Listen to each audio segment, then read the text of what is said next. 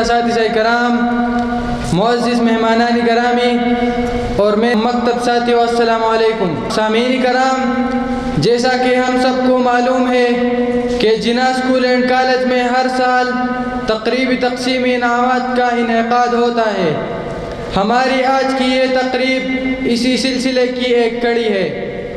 हमारे आज के इस महफिल के मेहमान ख़ुसूसी फज़ल अली ख़ान और सदर महफिल जनाब अब्दुल जलील साहिब है।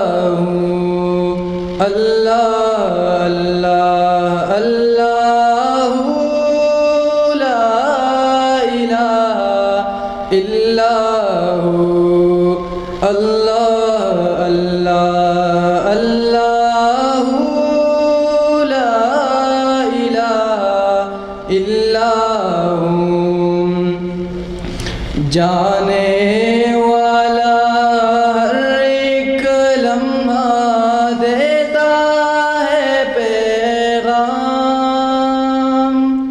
सैर का वक्त था, मासूम कलिया मुस्कुराती थी, हवाए खैर मक़दम के तराने गुनगुनाती थी।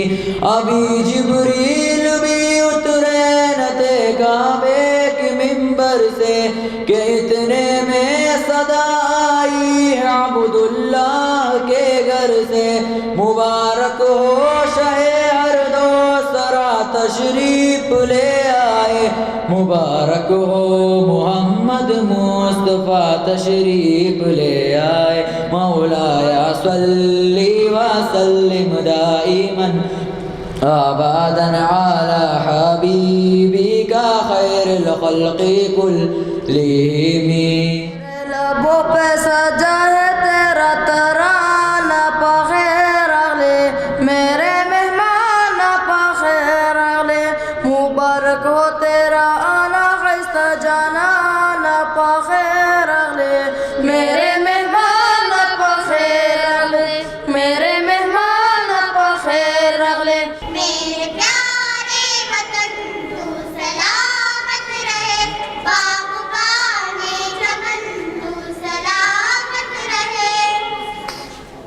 रफ़ीक़ प्यारों का एक हसी साहिबा, बच्चे बूढ़े जवान हर घड़ी शादमा।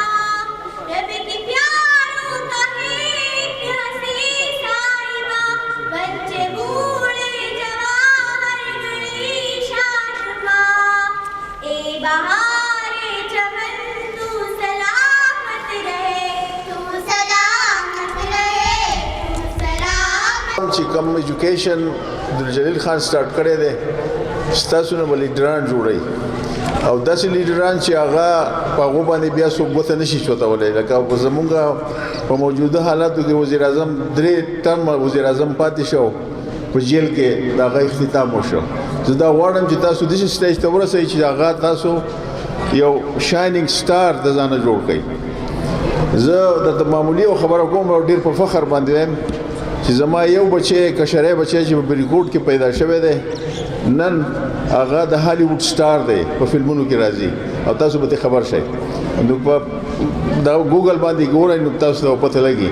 داسې یو کار پکار دی چې تاسو په پولیټیکل لاین کې، په ایجوکیشن لاین کې، په سیول لاین کې، په نورو دغه معاشي حالاتو کې تاسو د ځان سټار جوړ کړئ او تاسو دې ځای ته ورسئ چې هغه یو انکرپټیبل سوسایټي تاسو پیدا کړئ. بریکوټ ته چې زه راشم، زما ډېر زیات ژوند چې دی نو په انګلند کې ووته او چې زه بریکوټ ته راشم نو ډېر زیات مایوسه شم. د هغې وجه دا چې زمونږ کوڅې څخه دي څوک خپله کوڅه نه پاکوي. افسوس خبره دا ده چې محل به یو د کروڑونو روپو محل به جوړ کړي لیکن د هغې څخه اوبه به کوڅې ته راوباسي او پبلک ته به هغه مشکلات پیدا کوي. دغسې دا یو شعور پیدا کول پکار دي په خپل قوم کې چې دلته کې وزیر اعظم نه راځي چې تاسو له کار وکړئ، صدر نه راځي، نه د آرمي چیف راځي چې تاسو له کار وکړئ، خپل کار به په خپله باندې کوئ. نو که دا شعور پیدا شو زما خیال دی پاکستان یو داسې ملک دی چې په دې کې 4 ډیمارکیټډ موسمونه دي او هر یو موسم د بل زیات خپل دی. دا موسمونه په یورپ کې، په انګلند کې یا په نور ځایونو کې نشته لکه چې په پاکستان کې دا سہولتونه موږ ته حاصل دي. څنګه چې زموږ پرنسپل صاحب وی چې ستاسو پر راتلو زمونږ محفل رنگین شو. مونږ نننې پروګرام چې دی دا د هغه ماشومان چې کم پوزیشن هولډرز دي د هغې د انعام ورکولو دپاره، د هغې د حوصله افزایۍ دپاره مونږ یو انتهایی سمپل پروګرام ایښودی دی. ما په ننني پروګرام کې دلته سیاسي یا سرکاري آفیسرز ته ځکه دعوت نه ورکوو چې دلته که تاسو خیال وکئ نو کم خلک چې صاحب عہدای هغه بیا پروټوکول غواړي، هغه بیا ټایم هغه ته انتظار کول غواړي. نو ما دا خوښه وه چې هغه خلک چې هغه پیرنټس دي او د پیرنټس نه او د استاد نه زیات په دې باندې څوک خوشحالیږي چې بچی ته ریوارډ میلاو شي، هغې ته ایوارډ میلاو شي. نو ما هغه خلکو ته ویلي دي چې کم د بچي پلاران دي یا زمونږ محترم ملګري دي او یا سپین دا زمونږ د بورډ اف ډایرکټرز ممبر دی، نو دې ته مې ځکه ویلي چې دې هم موجودګي دلته ضروري وه. زما دپاره دلته چې څومره میلمانه راغلي دي هغه ټول محترم دي. شاید چې ما د چا نوم نه اخیستی هغه شاک کېږي، خو ما دپاره دا ممکن هم نه ده چې د ټولو نوم والم، خو زه د ټولو زیات انتهایی زیات مشکور یم او تاسو پر راتلو باندې من غټېږم، خوشحالیږم. ځکه هغه خلک منګه بدقسمتۍ نه هر څوک دا وایي چې زما بچی دی هغه ته د انعام میلاو شي، هغه په سر د شمله وتړلی شي، خو زما نه د ټایم ډیمانډ ونه شي.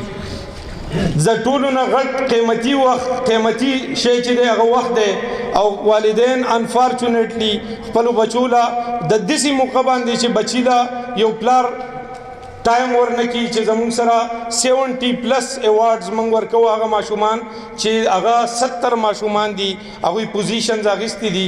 پکار دا ده چې ایټلیسټ 70 پیرنټس دلته موجود وي. هغه زه چې کم خلک وینم نو دا پیرنټس نه دي، څنګه چې ما تاسو ته مخکې وي دا هغه خلک دی چې هغه مونږ په خپل نیر اینډ ډیر پوزیشن باندې دلته مدعو کړي دي.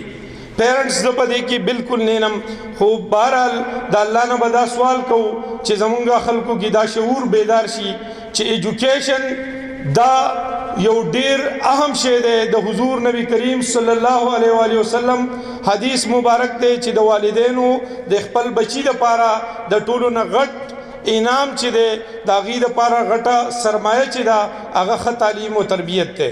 مونږ د بچی ښه تعلیم او تربیت غواړو، خو خپل مایند یو داسې جوړ کړی دی چې دا صرف په پیسه ممکن دی.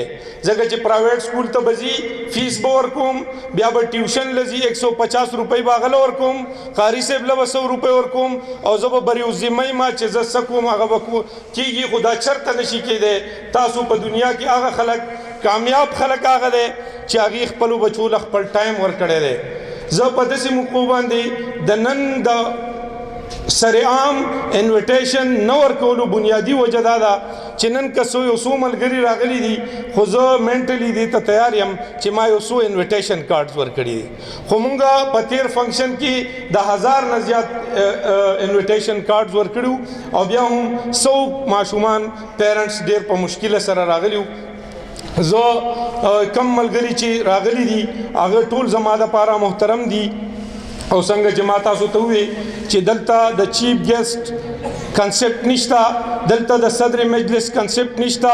دا ټول مهمانان چې دي دا ګیسټ دي او چیف دي او چیف ان سنس د ټولو اعلی اعلی مهمانان دي او د ټول زمونږ د محفل مشران ځکه دي چې دا خلک چې دی دا د معاشري هغه کریم خلک دی د ایجوکیشن د پاره ټایم وسته دی.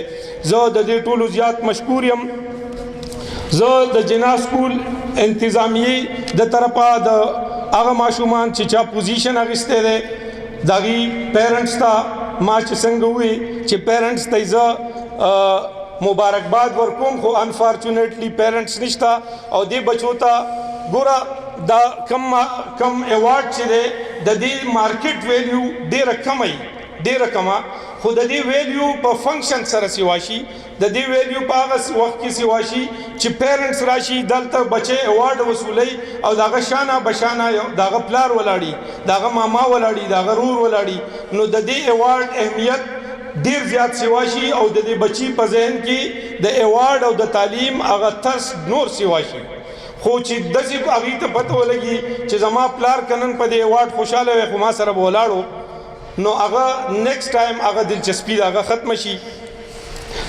زمونږ د میشن چې کوم تاسو ته جمیل صاحب وي په دوو الفاظو کې چې صرف او صرف هغه خلک نو چې موږ د معاشري کریم راغونډ کو دلته ایجوکیټ کو موږ هغه خلک راغونډو چې هغه د تعلیم نه محروم پاتې کېدو خدشه ده چې خدا نه خواسته هر یو سکول هر خلک هغه کیک آوټ کوي د دې وجنه چې داغي پروګرس صحیح نه ده او الحمدلله مونږه 90% په دې خپل میشن کې کامیاب یو.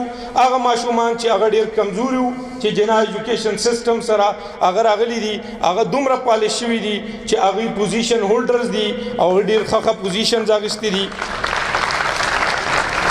زه د جنا سکول اینڈ کالج دا یو پمپلیټ مونږ چاپ کړی دی د دې هغه چیدا نکات تاسو سره شیر کوم او خپل پی آر او صاحب تماوي چې هغه تاسو ته دا پمپلیټ کم چې هینډل دی دا تاسو ته هینډ ور کی نو دې کې ما جنا سکول اینڈ کالج هغه فیچرز هغه په ډیټیل سره لیکلي دي.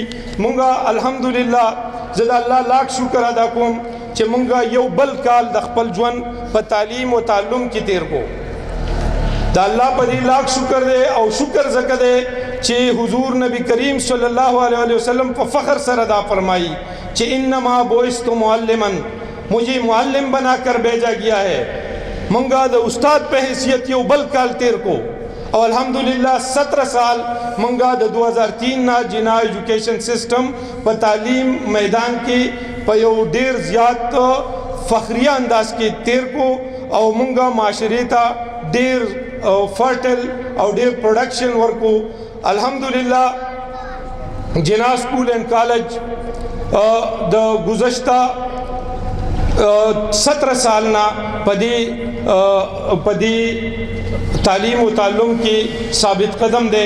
ما چې څنګه تاسو ته وی چې جنا سکول اینڈ کالج نن چې زدا پیرنټس نم نو زما ذهن لګ پدی خبره شاکیږي چې هغه خلک چې حضور نبی کریم صلی الله علیه وسلم د بدر په واقعه کې فرمایي چې کلا 70 جنگی قیدیان حضور نبی کریم صلی الله علیه وسلم جنگی قیدیان کړل نو دای د پاره دا کنډیشن کې غوړو دا شرط چې دا خلک با الو ریلیز کیږي دي ته الو معافی ملويږي چې دا هر یو جنگی قیدی اټ لیسٹ 10 مسلمانان بچی ایجوکیټ کی لس هغه خلک چې هغه ایجوکیټ کی نو دا خلک با دي ته بل جنگ دا جرم هغه معاف شي د سر قاتلان په دی وجه معاف شو چې ایبا ایجوکیشن ورکي او مونږه 17 سال ایجوکیشن ورکو او نن زمون په کال باندې 70 خلک د فنکشن د پاره او زمون د حوصله افزایی د پاره